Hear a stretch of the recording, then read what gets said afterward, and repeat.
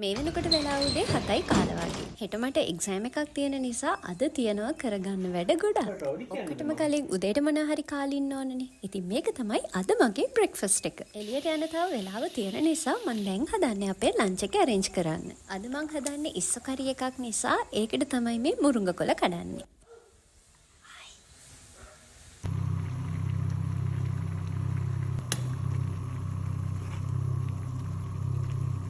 අයියට තව බිත්තරත් ඕනි කිව්ව නිසා මේක තමයි අද අපේ ලන්ච් එක.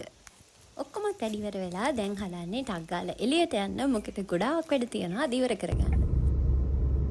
මේ දවස්වල හැම තැනම තියෙනවානේ මෙන්න මේ මැන්ඩරින්. ඉතින් මග තියනවා දැකලා අපි ගත්තා ඒකත් කන්න. නංගිව මීට් වෙලා සාරි එකත් අරගෙන ඊට පස්සේ ගියා අපි අයියගේ ප්‍රෝටීන් එක ගන්න මෙන්න මෙතෙන්ට. අන්තිමට අපි ආවා සලොන් ඩ්‍රීම්ස් එකට හෙට එක්සෑම් එකට ඕනේ ජුවලරිස් ටික ගන්න. ඒකත් අරගෙන හෙට මගේ මොඩල්ට පොඩි ට්‍රීට් එකකුත් අරන් අපි ගියා එයාව හම්බ වෙන්න.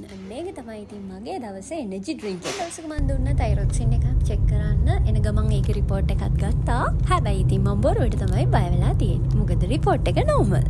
මේ තියෙන්නේ අපේ අයට බොන්න තියලා තියෙන වතුර එක. පේනවනේ ඉතින් ඒකෙන් කවුද ප්‍රයෝජනෙ ගන්න කියලා. මේ ඉතින් ලෑස්ති වෙන්න වෙනමම වැඩකට. ඒ කතාව මං කියන්නම්කෝ පස්සේ. ඔන්නෝම තමයි අපි අද දවසේ ඉවරුනේ. ආයෙත් බ්ලොග් එකකින් හම්බ වෙනකම් ඉහිල්ලෙන්නම්. බයි.